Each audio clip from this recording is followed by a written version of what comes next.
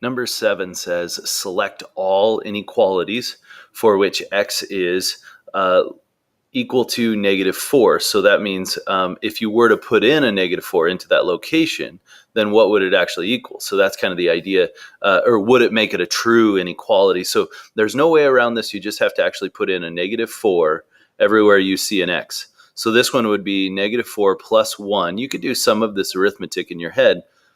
Is that greater than 5? So it would actually be a -3 on this side. And would it be greater than 5? No. So we don't include that one. All right. So right here, I'm going to put in a -4 right there. Is -4 less than -1? Yeah, think of a number line. Here's -4.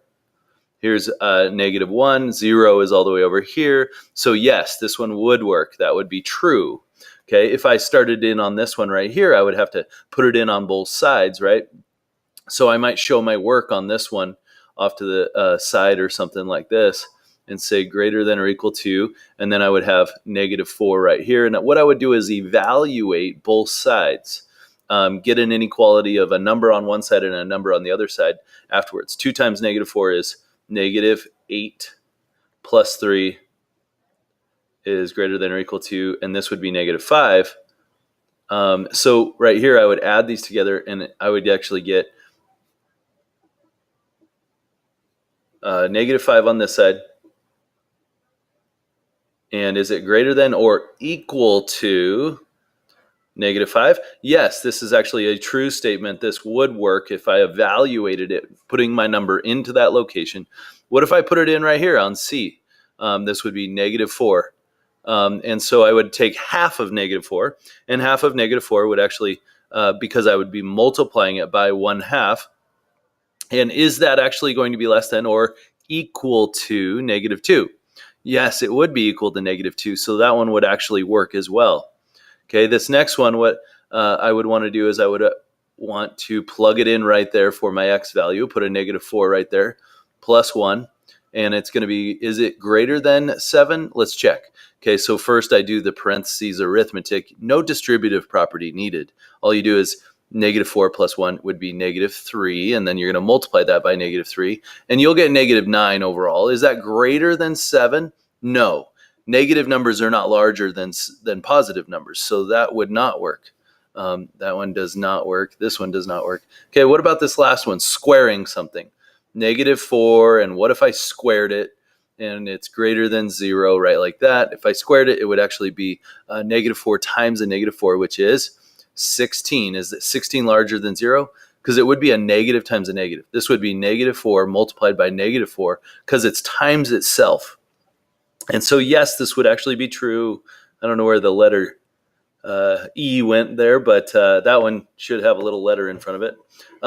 Okay, let's look at this next one. Let's scroll down and just kind of look at this next example here.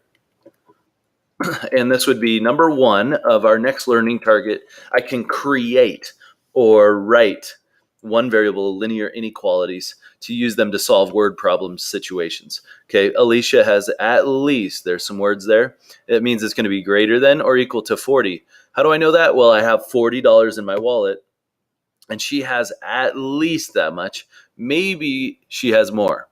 But write an inequality to express this situation. X is all the money she has in her wallet, could be larger than or equal to, because it's potentially could be $40 exactly. But it needs to be more than.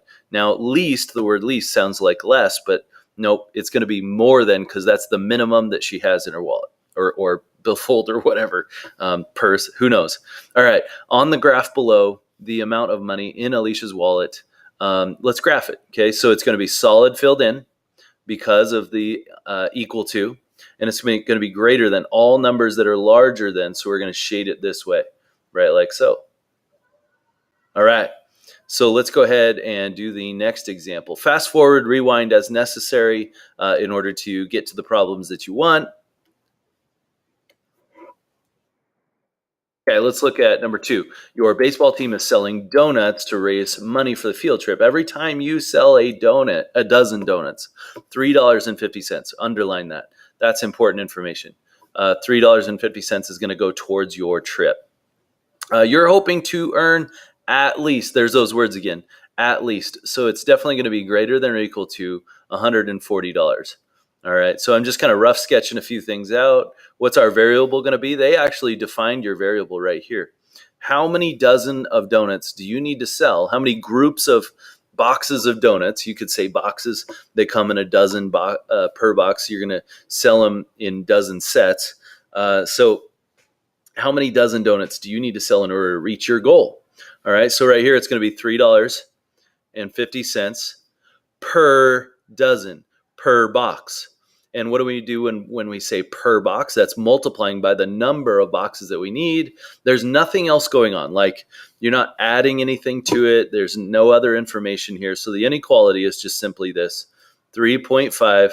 You could say $3.50, but 3.5 would work as well. Multiplied by x greater than or equal to 140. And that would be your answer that would fit in that box right there. That's the inequality.